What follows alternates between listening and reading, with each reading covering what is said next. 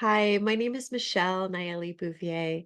I've taught yoga and interdisciplinary movement and embodiment for over 25 years, and I'm the founder of the Kutila School of Embodied Resilience. And I'm really excited to share this presentation with you today. That is an overview of the fundamental principles within the Kutila School of our body mind being one and how embodied practice is evolving for the maximum benefit and the minimum harm to keep us living well as long as possible.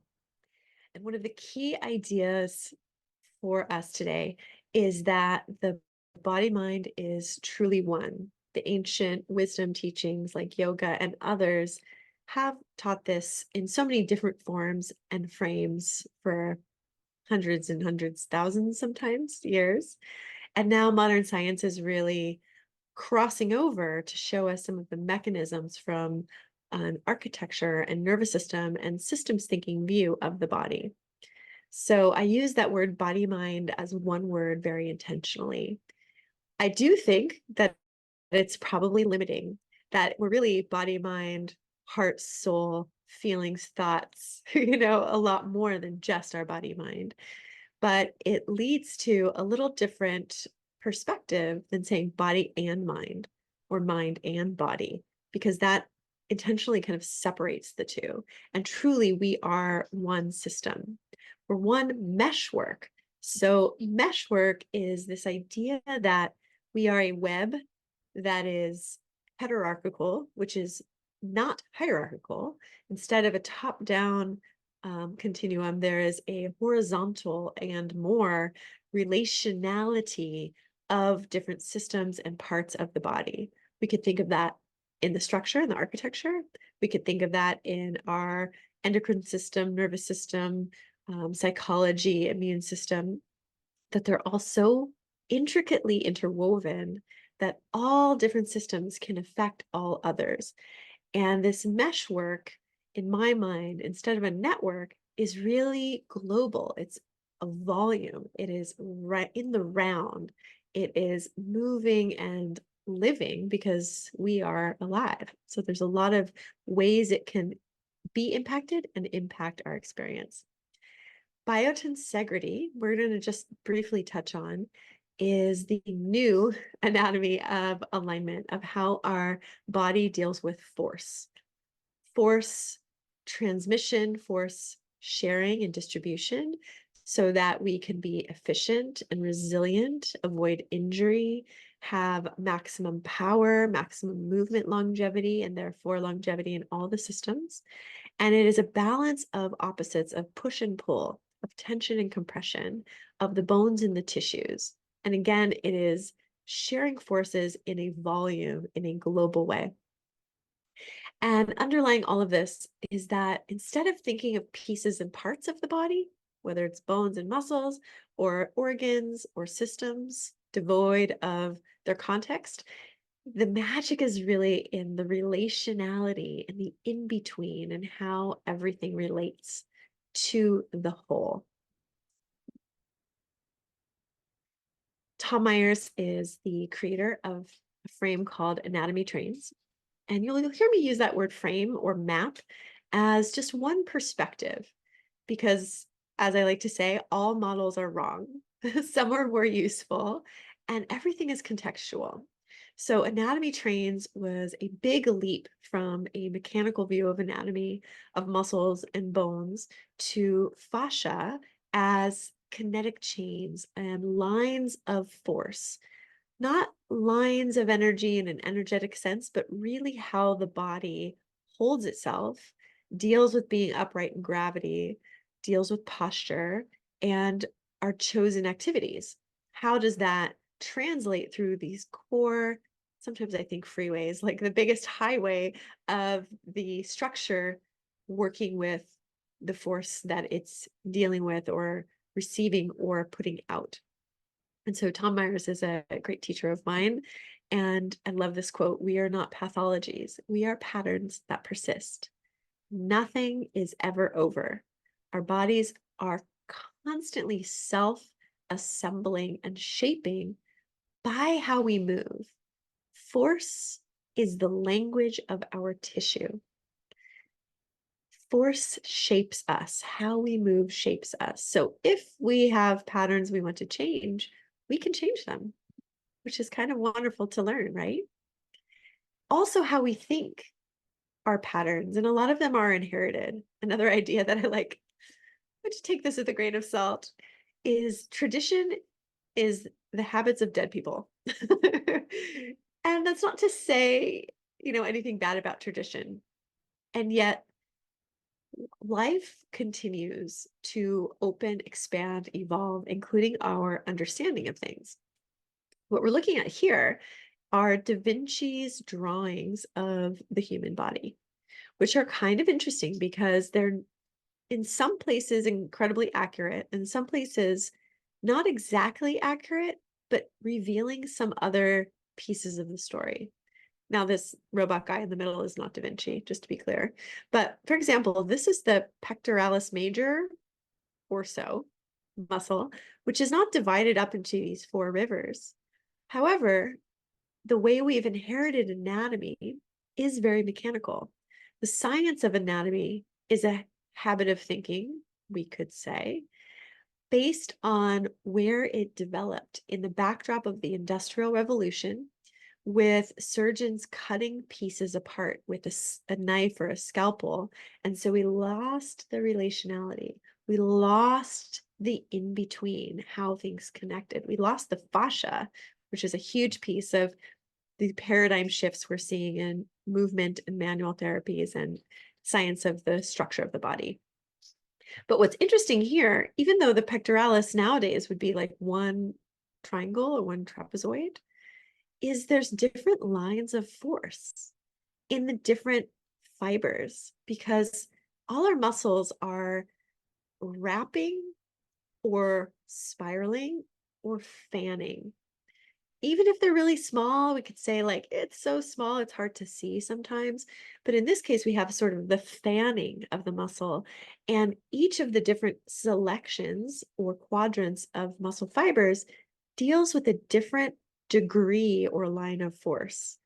So in anatomy textbooks, we could probably see the pectoralis, internally rotates the humerus, the arm, what it does divide it up into a rectilinear grid. But we can never fit into a grid when we are having a fanning effect or the roundness. As Joanne Avison, one of my other fascia teachers, we live in the round. Nothing can be monoplanar. Nothing can be in the grid.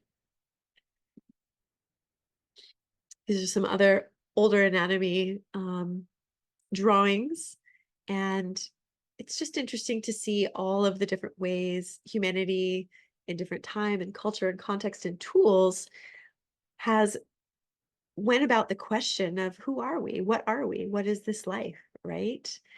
These hands are Da Vinci as well. It's helpful to see things in pieces and parts, but it's not realistic for dealing with a living, breathing human body. This is a little bit of indicative of the period of time where man was seen to be a machine, where we were these pieces and parts and worked like machines rather than like a living, breathing, life force animated, magical wonder that we are. So thinking about the assumptions that we take on when we study the body, what's woven into the stories and the language that we use, even the idea of muscle, we can question. So Kevin O'Connor is a teacher of mine in the Access syllabus. The muscle is a nature culture entanglement is something that he speaks about. That the idea of one muscle is a little bit actually outdated now.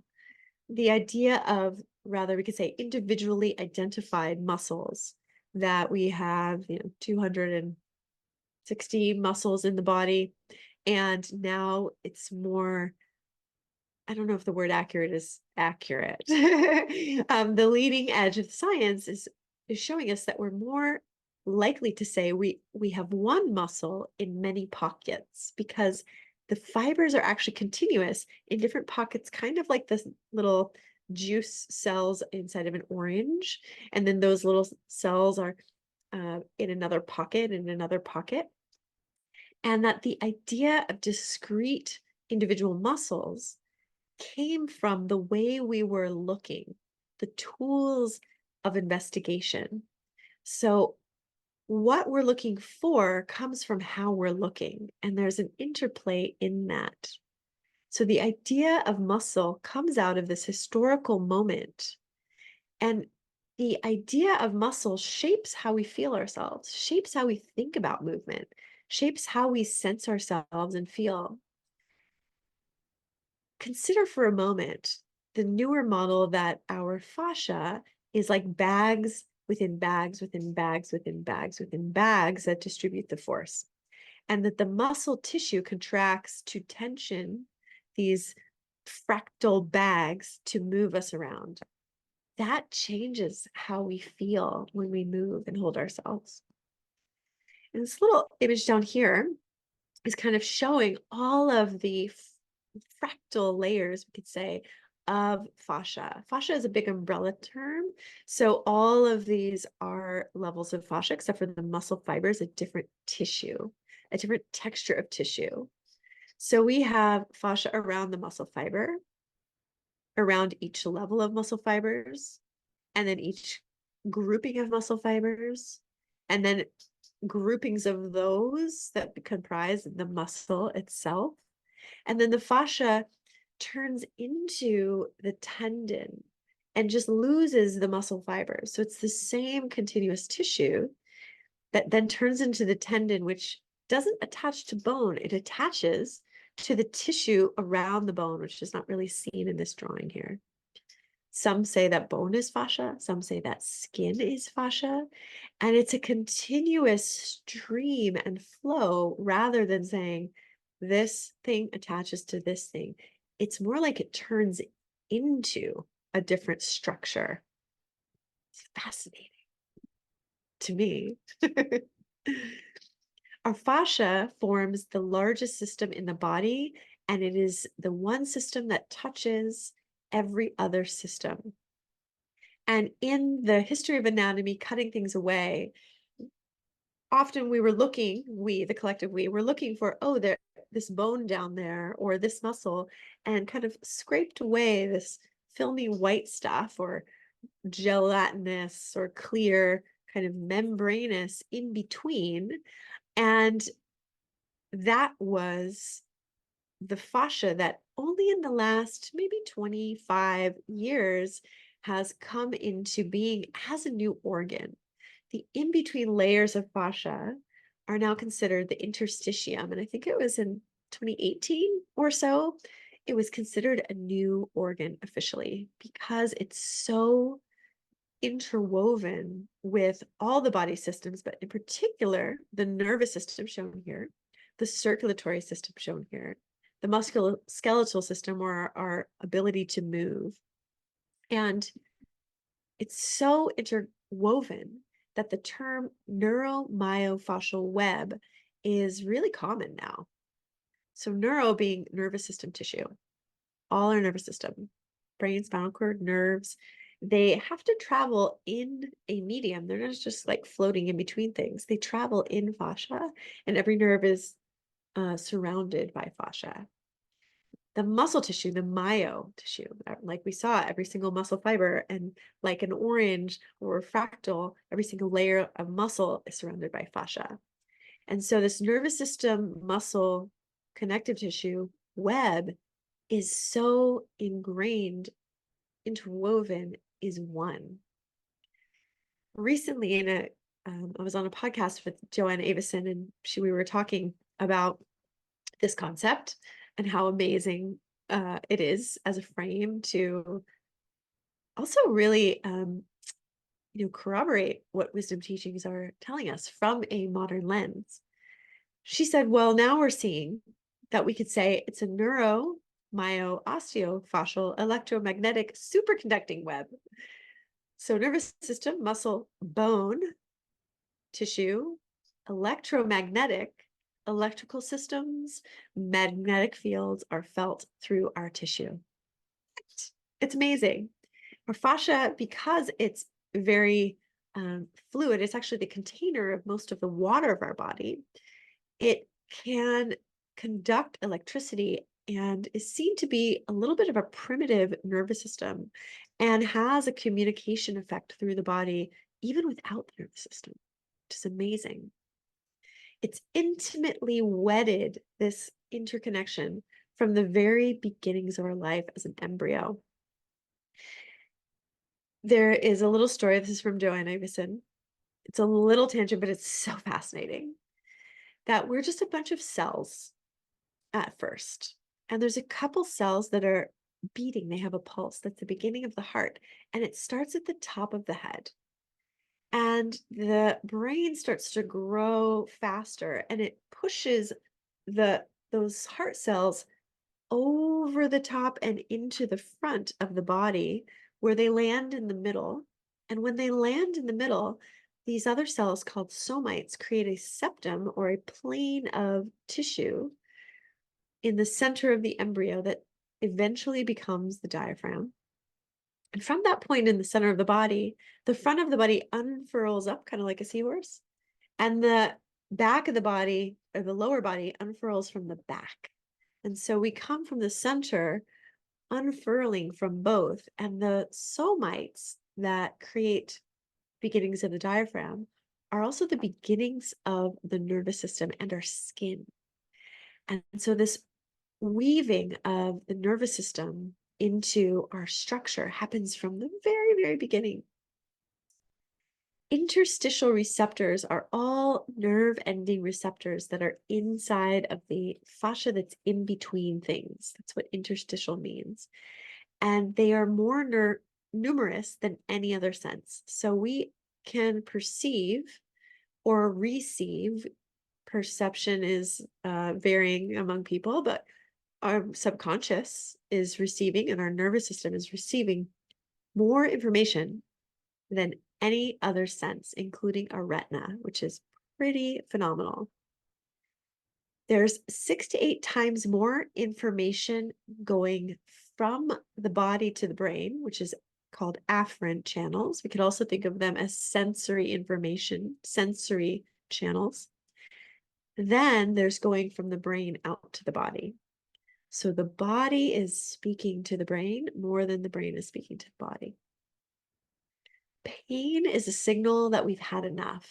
And what I mean by that is there's also some really fascinating changes happening in pain science, that our experience of pain is extremely contextual and relative to the overall stress on the nervous system. You could think of a bucket of what your nervous system can handle. Some of us have smaller buckets, some of us have bigger buckets.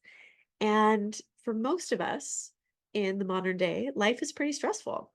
And we might also not be getting the best sleep, the best nutrition, all kinds of things can fill up the bucket. So what if our life, just in general, our bucket's like 75% full, and then we have something stressful on the body, and we get the clues that, hey, I've had enough, and we get pain signals. It doesn't necessarily mean that there's something wrong at the level of the tissue, something broken or torn or pulled. And sometimes it does, of course. There is no black and white. There's no definitive answer. But it's helpful to know that caring for our nervous system and also caring for our nervous system through embodiment can help like drain the bucket so we're more able to show up for life and also be more free in our bodies. Pandiculation is the yawning that is active, like a kitty cat or a dog does their stretch and they're really active, or a spontaneous yawning stretch through the body has a reset effect on the central nervous system.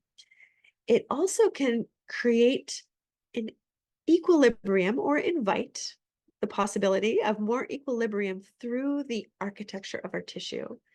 So if you ever spontaneously feel a yawn in your body, if you're ever in a stretching practice or movement practice and you just start yawning, whether it's with your mouth or with the stretching of your body, go with it. Something deep is unwinding within you. Fascia is our richest sensory organ, and it's what we feel when we are feeling tight, when we are feeling stiff. That's where the feeling is coming from. It's not actually in our muscles. Fascia is the holder of patterns. So we are not pathologies, we are patterns that persist, and they persist in the fascia, or we could say in the neuromyofascial matrix. Biomechanical, traumatic, emotional, psychosocial, habitual. So biomechanical is how we deal with force. We could say if we're always slouching at a desk, that the fascia learns, oh, that's what you do a lot. I'm going to help you do that more. And it will start to shape into that slouch.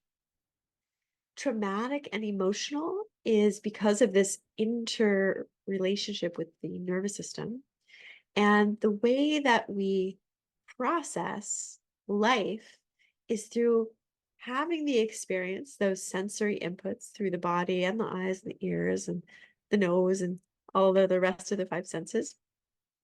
We make sense of it, make some meaning of it. And the only way out of the brain is through the motor cortex, the motor neurons, something to do with movement, whether it's closing your eyes, whether it's going forward to a hug, whether it's running away, whether it's moving your mouth to say no.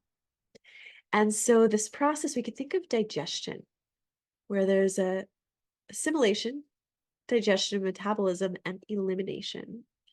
And if we don't complete that process, the pattern is stuck, is staying in the nervous system and hasn't been fully diffused, digested, eliminated. Psychosocial are things like our sense of maybe shyness and closing off our body. And then that creates a habit in the posture that the fascia helps us close off our body. And then we also feel more shy. It's kind of like a reciprocal process. We truly think with our bodies. We are psychosomatic. So this idea, interoception, is our inner felt sense. And it includes feelings like thirst and hunger when we need to go to the bathroom, gurgling in our stomach, and that kind of thing. And of all of our in-between interstitial receptors that are considered interoception, 20% are in the organs and 80% are in our fascia. The furthest reaches, the little nerve endings, are unmyelinated, so they don't have the myelin sheath, which is a fatty layer that helps to speed up signals to the brain. So they actually flow still relatively fast, but slower than myelinated neurons, and go to a place in the brain called the insular cortex. This place is connected to our sense of self, our ability to self-regulate, our overall physiological homeostasis, but also because of that, our ability to have compassion and empathy for others. So this moving slow is why when we move slower in embodied practice, we get more information. Interoception overall helps to down-regulate, calm the nervous system, and know ourselves better. So if we're always moving fast, there's benefits to that, don't get me wrong. We might miss out on some of these deeper body-mind benefits of sense of self-regulation. Interoception is what we feel from emotions. So the motion of emotion, kind of like when you have butterflies in your stomach from excitement, and it's really a tangible physical sense, or your heart in your throat, or tightness in your chest. These kinds of sensations are linked to emotions which come from the nervous system, sometimes come from the mind, sometimes come before we make sense of them through the mind. And We share a lot of commonalities as humans, but also the exact signature is usually very personal. So it's interesting to start to observe yourself when you feel these things. What emotion is correlated to what sensation? In embodied practice, we tune into interoception when we cue to the felt sense, rather than getting really in our head about right and wrong, good alignment, bad alignment, these kinds of things. I encourage you to watch when your mind and your ideas are driving your body, or when your body is feeling its way through the natural instinctual wisdom and your mind is just the witness. Interoception supports the production of acetylcholine, which helps diminish pain, helps with our sleep and our nervous system resilience overall. And it can be a deep sense of reset where we really feel whole and integrated. Any movement practice that's a mindful movement practice is a frame for this internal contemplation. And when we raise our internal consciousness of the physical experience, we raise consciousness overall on all the layers of what it means to be human. We know ourselves through the body as more than just the body. The whole is what's real. All systems are one. Any division is conceptual. And yet, it helps us to learn more. Here's another model, another map that is not entirely the whole story, but helpful. The parasympathetic and sympathetic sides of the autonomic nervous system. These are things that are not conscious. Parasympathetic is our downregulation, deactivation, and sympathetic is activating. Often this is described as the fight or flight and the rest to digest, but it's not always that activation is bad. We can be activated in a good way, and we also can be deactivated in an unhealthy way. But just to show some of the responses in our organs that happen, again, beyond our conscious mind, conscious control, so that we might be able to recognize these in ourselves, but even more to be able to recognize some of these in others. Because if we are working with others as a teacher, or we're just living with others, or meeting someone on the street, and we can see patterns of activation, we want to regulate ourselves for our own health, but also for hopefully the co-regulation, which is really the new superpower of the collective. So we see differences in the pupil dilation with activation, constriction with deactivation, fast or slow heartbeat, fast or slow breath. Sometimes there's sweat. The liver we may not be able to feel, but we could say that the liver is connected to the digestive system. Parasympathetic, when you're really relaxed, you might feel some gurgling. You might feel your digestion working, rest and digest. And sympathetic, you might not be hungry and you might not notice. But if you are emotionally charged, it's not a good idea to eat because your body is pulling energy, blood, and focus away from your digestion. So it's not going to be the best time to digest. And then, our adrenals, the uterus, the urinary system, some of these are more felt than others. Probably the first three, the eyes, the heart, the breath. How can we recognize these to be able to help in the moment? Another map that is helpful, but not the whole story, is a stack of layers, like evolutionary layers of our nervous system itself. As humans, a lot of the time we assume that our brain is in charge. The brain, our rational thinking, is the leading edge of the evolution of mammalian brains, for sure. There's a lot of good that has happened from that. And our cognition is not always optimal. It relies on the stability of all of the other levels of the nervous system beneath it. So our limbic system is the mammalian wiring for connection, for familial bonds, for community bonds, for friendship, to feel like you belong, to feel safe through connection to others. The reptilian system, older, is this activate or deactivate survival mechanism. So there's some danger, you could freeze, is the oldest survival response. Flee or fight. If you have enough energy, you fight. And if fighting doesn't work, you flee. And if fleeing doesn't work, you freeze. Those are all in this reptilian system. And enteric is our metabolic system. So are we actually fed, nourished? Is our metabolism working well? Do you have a funny belly? If you have, digestive distress, our nervous system, the reptilian, is not going to feel safe.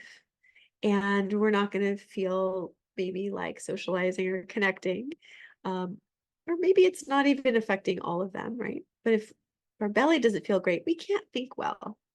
And if we are wanting to make good choices, to sift through all of the crazy things going on in the world, the pulling of our attention in so many different directions, we want to be able to regulate all of these layers of the nervous system. And embodiment is one of the lowest hanging fruits. It's always with us. Even for the differently abled, there are ways to use a body scan or use our breath to help on all of these layers so that we can think well and work well together. There's also some paradigm shifts in the understanding of the two hemispheres of the brain. Instead of the left brain being rational and the right brain being creative, the work of Ian McGilchrist, who is just incredible, highly recommend checking him out, is showing that the way each hemisphere sees the world is totally different. They're both needed. The left brain separates things out into individual pieces and parts so that we can manipulate them and apprehend them one at a time. Obviously important. The right brain sees the whole, sees relationality, sees the web of connection, which is also so important and more so in our modern times. And Ian McGilchrist's theory and proposal is that we've put the wrong side of the brain in charge, and you can guess which one that is. The apprehend, manipulation, pieces and parts, extraction, greed, the behaviors that come from only seeing the world as what can I get for my individual self versus seeing the world primarily through interconnection, the web of relationship, of life, of ecology, and putting that as our prime reference and the left brain in support. One of the best ways to train and feel and truly embody this awareness of integration and relationality is through embodied practice itself. And then just briefly, there's another model of the nervous system called polyvagal theory. And polyvagal theory does have some critique out there.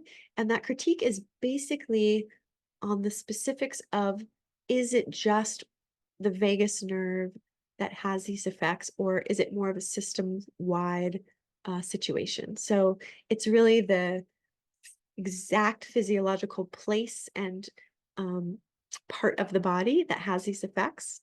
But this map, again, not perfect, but super helpful, is still very true. And so we still have the activation and deactivation idea. But what we have added is this idea that we have a window of tolerance, meaning what's our capacity for activation that's still healthy and deactivation that's still healthy. And by healthy, we mean feeling safe. because these are survival responses for the nervous system. And as mammals, we're wired for connection. So if we feel connection, which is also the number one way to help regulate someone, whether they're up or down, when we feel that, we are able to widen what we can contain, what we can handle. We don't want to get stuck too high. We don't want to get stuck too low. We are meant to flow. We are meant to pulse.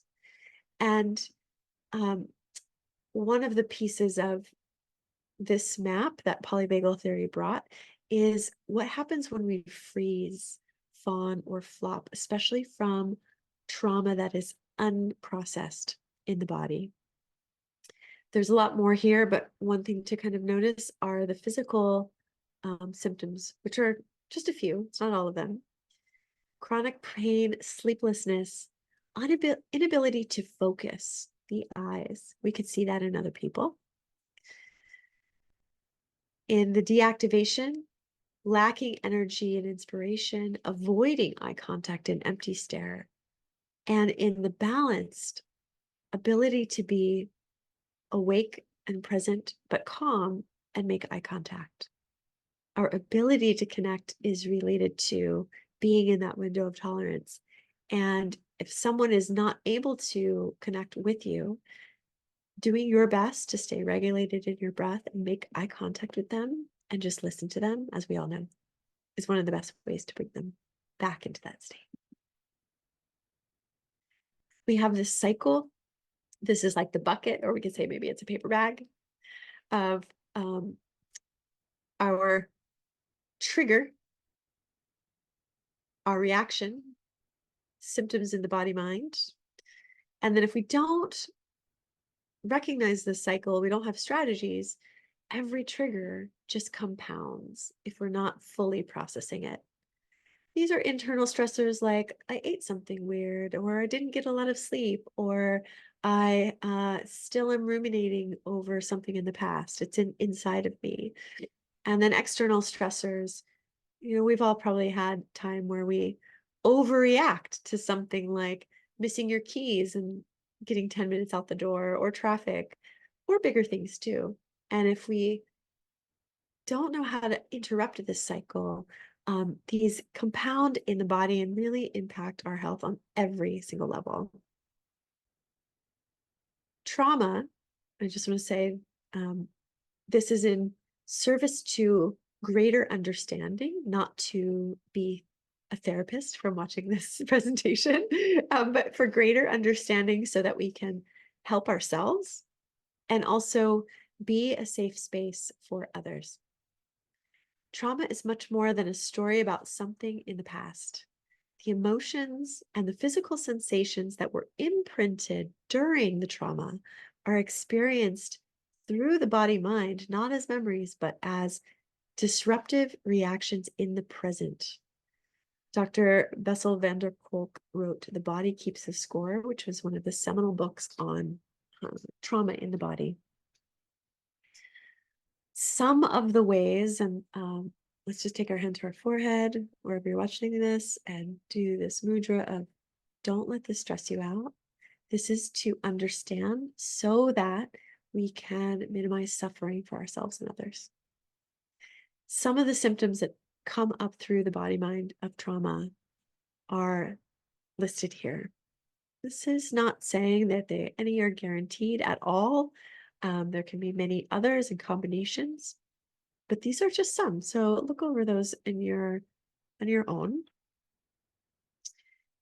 Interesting to see that also that these are not, if you are experiencing any of these symptoms, they also may not come from trauma.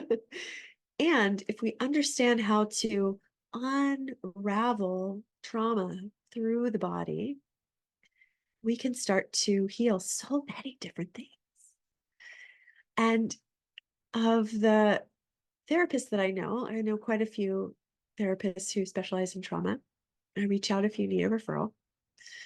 And in following the work of somatic trauma therapy and the research that's out there, what we're finding is that Most of the time, nothing is 100%, but by and large, most of the time, trauma is never fully resolved without a somatic component.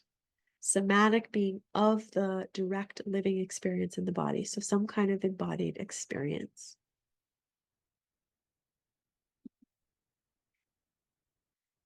So what we can do once we learn some of the tools to disrupt this cycle, we have the trigger, the reaction, the symptoms, and then we recognize, oh, my heart's beating fast. Even if I don't cognitively understand, oh, I'm stressed. Stress and triggers get at us from that reptilian place. So our brain may not be able to be in charge, right? The rational thinking. But we can recognize the symptoms in our body. We can recognize the physiological response. And then we say, oh, this is what's happening. I have tools to disrupt this cycle.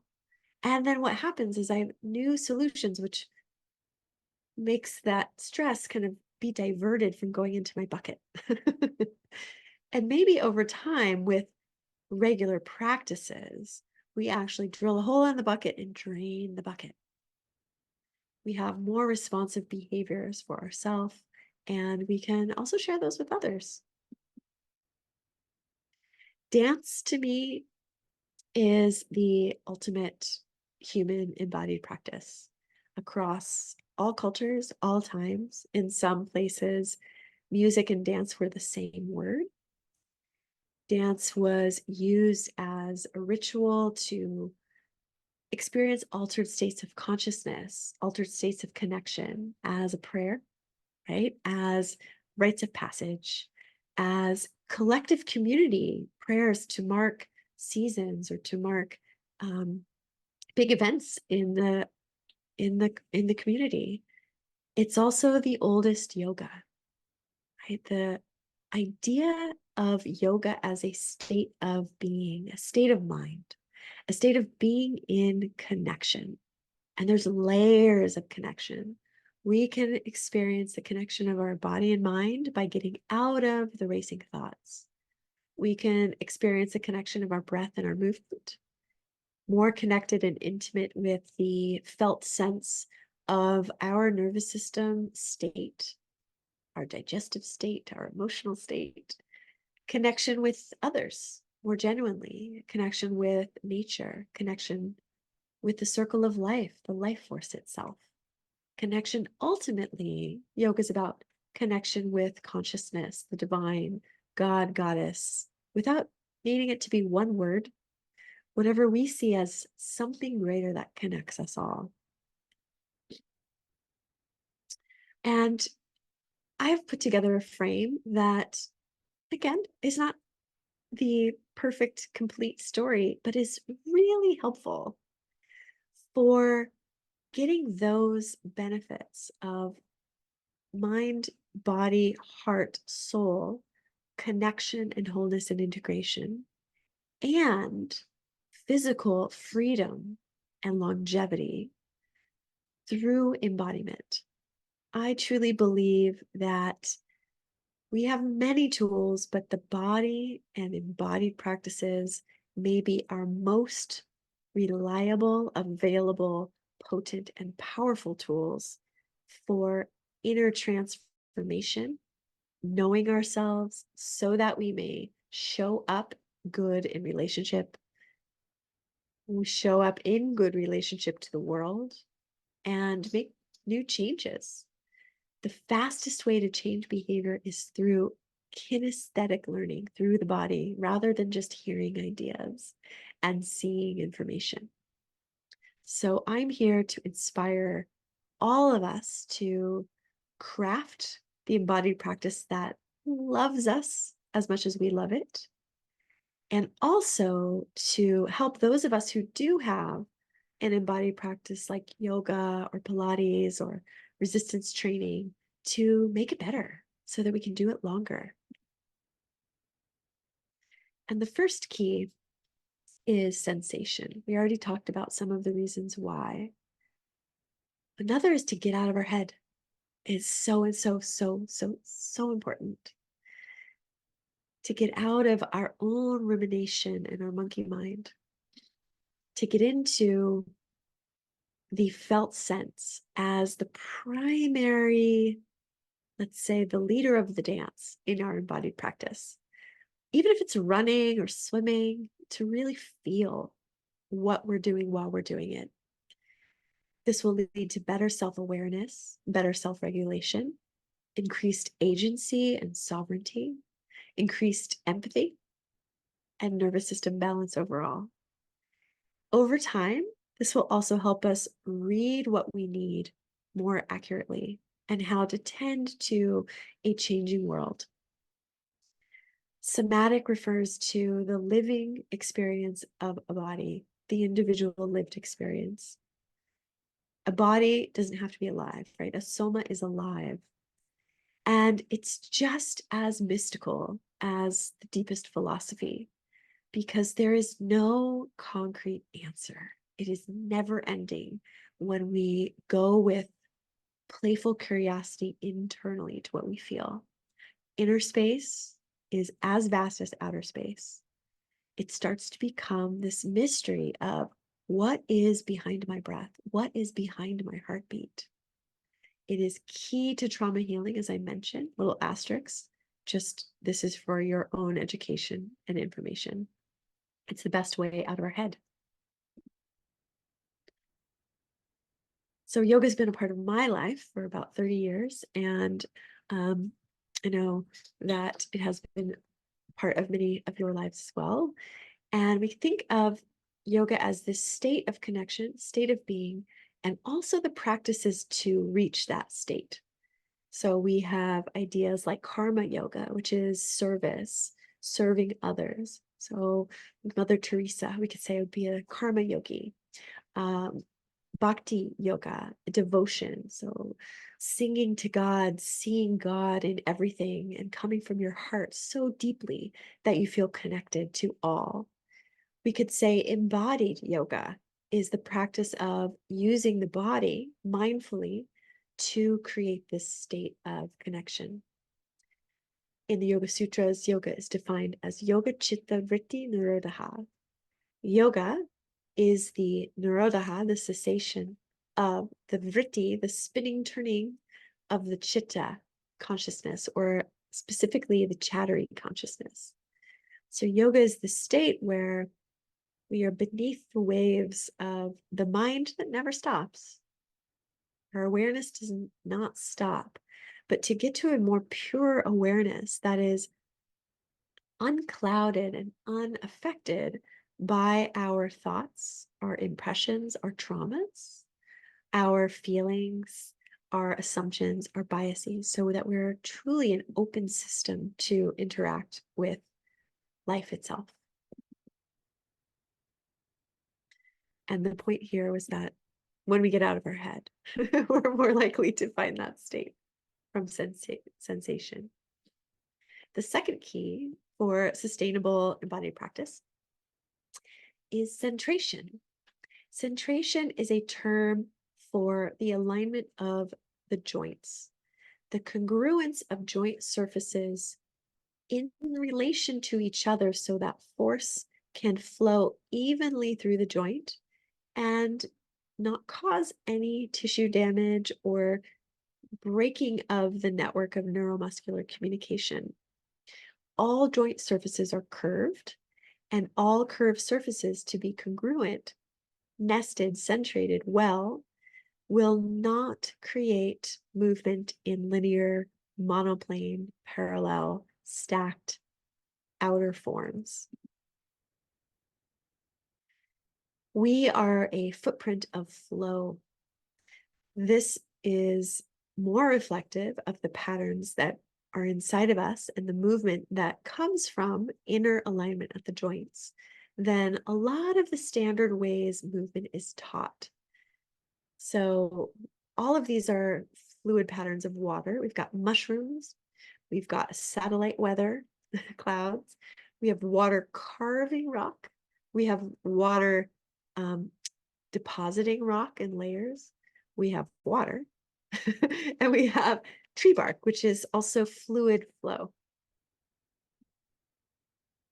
Our structure itself, the anatomy that we see, was shaped by our bodies being upright on two legs on a round planet in 3 dimensions, working with the flow of gravity. So think of gravity as a continuous flow that is also not linear because the planet is round. And our uprightness and our locomotion on two legs literally over thousands and thousands of years shaped the skeleton that we see. I mentioned that force is the language of our structure. And then I also mentioned at a different moment that our movement shapes us. This is how. Now, it takes a long time to get to the skeleton, but the overall different tension or tone across the system and the lengths or the strengths and the differences in our muscles, we can absolutely change in a matter of months to years.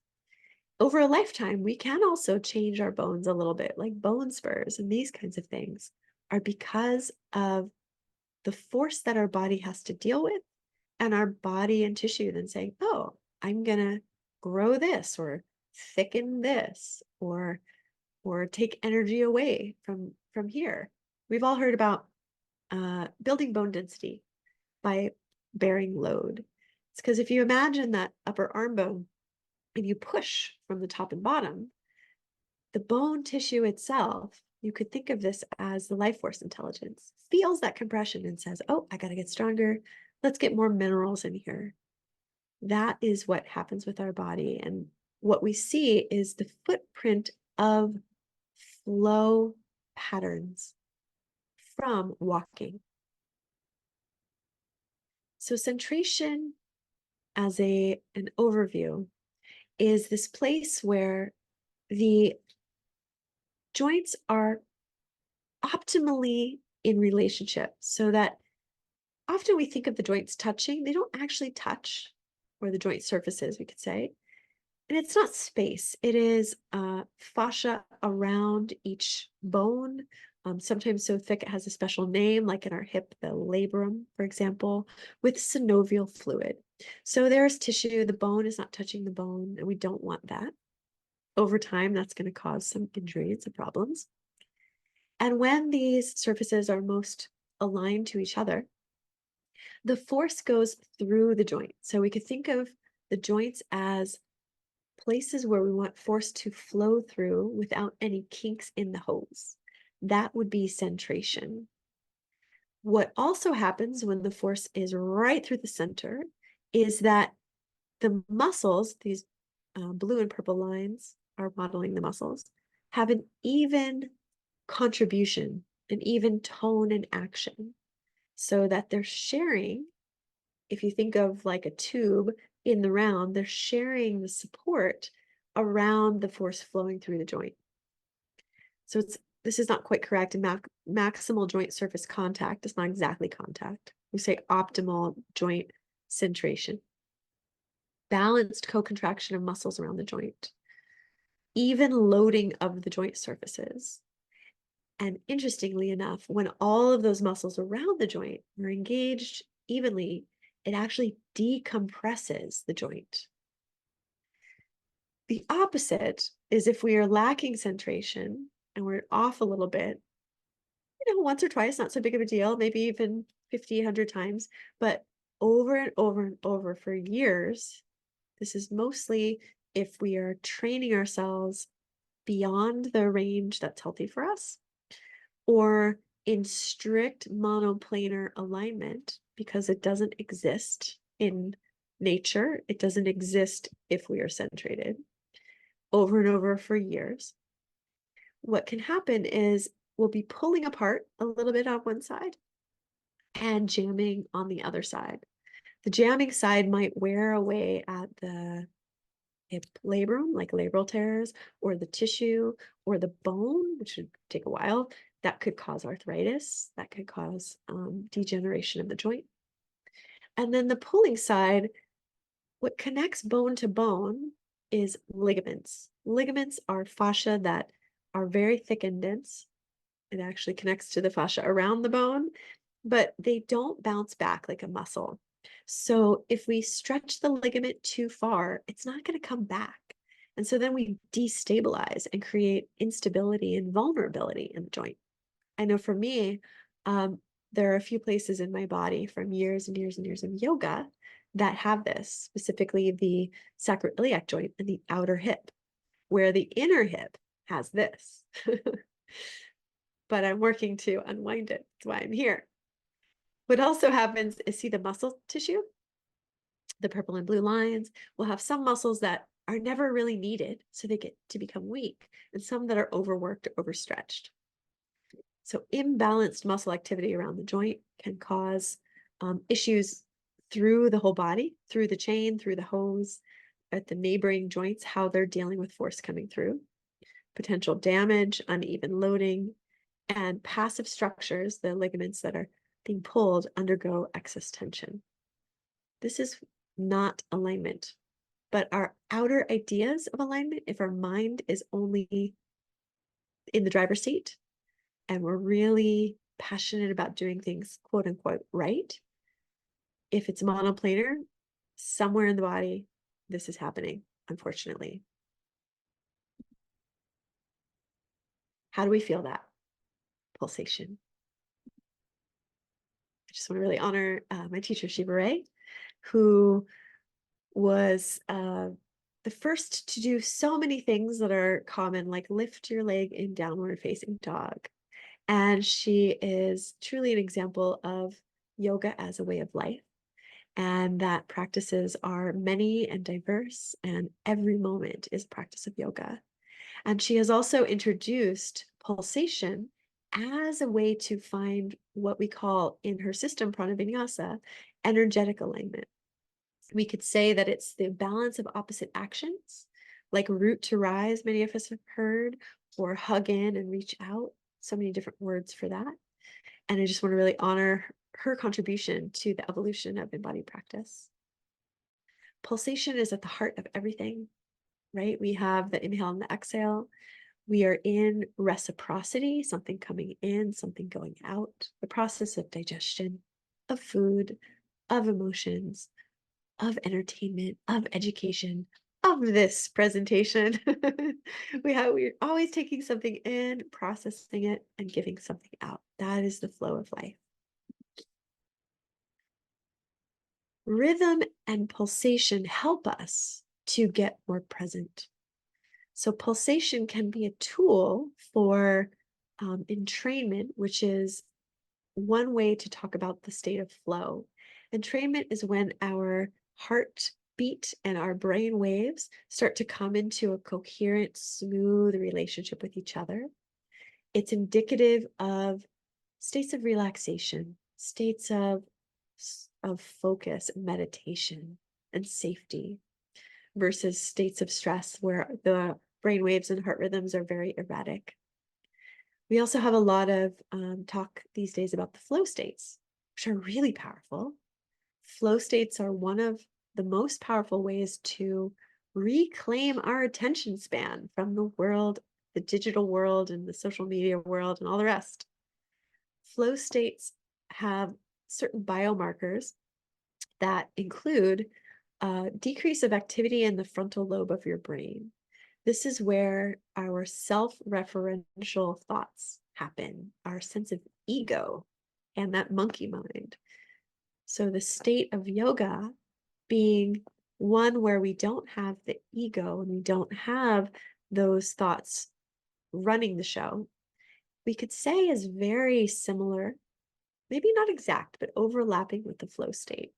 And rhythm helps us get there. So pulsation, whether it's tuning into just the breath, which is always there, or using the breath to find a little pulsation or a big pulsation through the body, will help us even more get into the state of yoga or the flow state.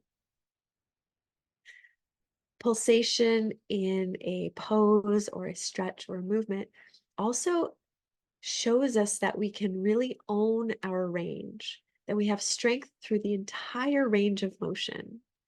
We don't ever want to go to a far extreme of flexibility where we can't engage our muscles. So we have this balance of contraction and stretching, or engagement and release.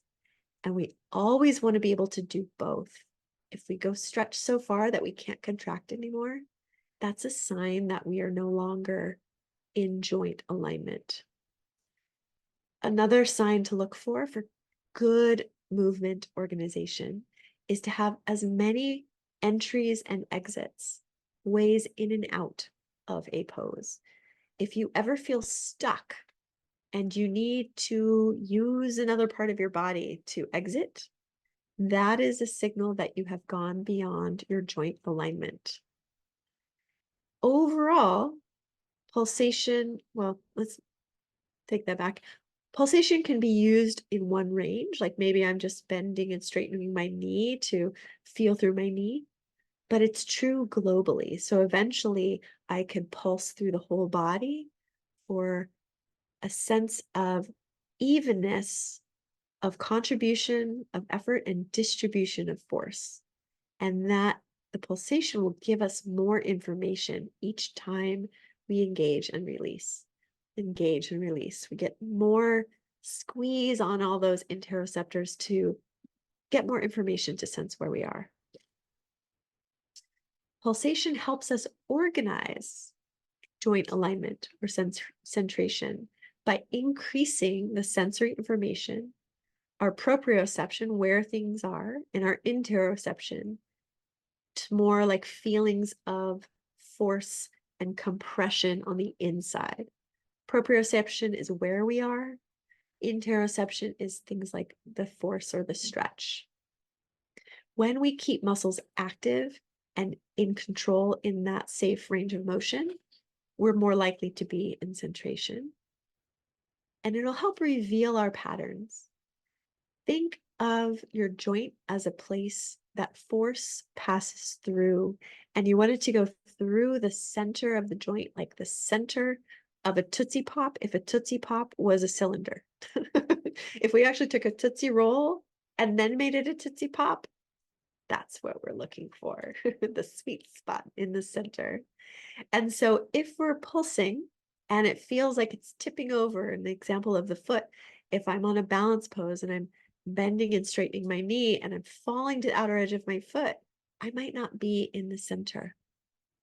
We could also think of the foot on the floor as another joint where we want the force to pass through evenly into the ground rather than wobbling and falling from the foot. Another key, globally speaking, for the whole body, this is my dear friend, Dominique, she's amazing, is that balance of action. This is what energetic alignment is in prana-vinyasa, is the balance of opposites. The balance of both that giving and receiving, the squeezing and the releasing, the engaging and the stretching, but also directions. So up and down, right to left. If I'm at an angle, the opposite direction. In an old school I was part of, we used to call that muscular and organic energy, the engagement and the stretch. The root rise, connect, expand. Teacher training I'm part of now, we call it dynamic tension. And in Sanskrit, we call it spanda, is the fundamental pulsation of opposites in relationship, much like the yin yang, the Tai Chi symbol in the universe.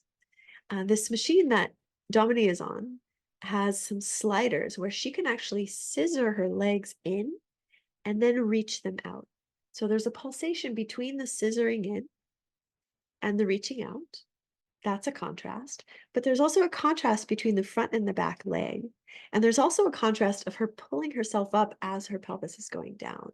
So there's all these different oppositional actions, and combined, we create the optimal, energetic, and balanced action alignment. The mobility available in articulating shoulders, hips, and spinal vertebrae, while keeping joint surfaces intact, while keeping the joint surfaces aligned, forms an irregular volume that reflects functional asymmetry throughout. That's a big one, but I'm just going to leave it there for you to contemplate. The summary is that simplified geometrical concepts miss something about how bodies are actually shaped and function. Sebastian Grubb is an Access Syllabus teacher and phenomenal personal trainer in San Francisco. Simplified geometrical concepts are easy for our brain, but they are hard inside in our joints. If we are keeping ourselves parallel, if we are keeping ourselves flat, it seems easier from the brain, from the outside. It causes more stress and strain and complexity inside at the level of our joints, which is what we want to keep healthy for a long life of moving well and living well. Remember that the whole is what's real, and that's what we're here for, to use embodied practice, living yoga, whatever your wisdom tradition or your fitness regime is, to become more whole, to know ourselves better, to know not only our physical needs, but our emotional needs, our nervous system needs, our awareness needs. And that anytime we're thinking in pieces and parts, just be careful. Excessive isolation of the parts in our concepts begins to dismantle the whole. Thank you for coming on this journey with me. I hope it's inspiring to you as it's inspiring to me. And I hope that it's actually liberating to you to really give you the power back. Trust your body. Trust the listening to your body.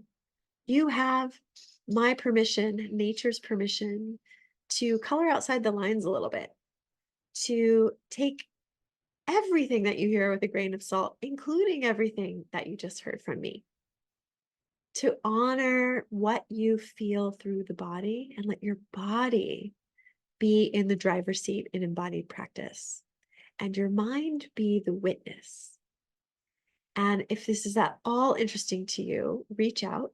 There are many ways to go deeper individually, to heal from injury, for maximizing the benefit for your mind and your nervous system through whatever movement practice you're doing, to personalize movement practices because we're all so unique. And if you're a teacher, how to teach more in the embrace of our non-linear nature and to undo the unlearning. It's really the trick to undo and unlearn some of the ways that we've been taught to describe and guide movement. I know because I went through it. It took me about 7 years to digest all of this information from my time studying in the Access Syllabus Movement Research Meshwork and be able to really confidently move and communicate from this place. But I've done a lot of the process of digestion for you, and I don't think it will take that long for you. So please reach out if you're interested to dive deeper, learn more, and even get a certification in this approach to sustainable embodied practice to support our well-being inside and out, and ultimately to support the well-being of each other and the world. Thank you for being here.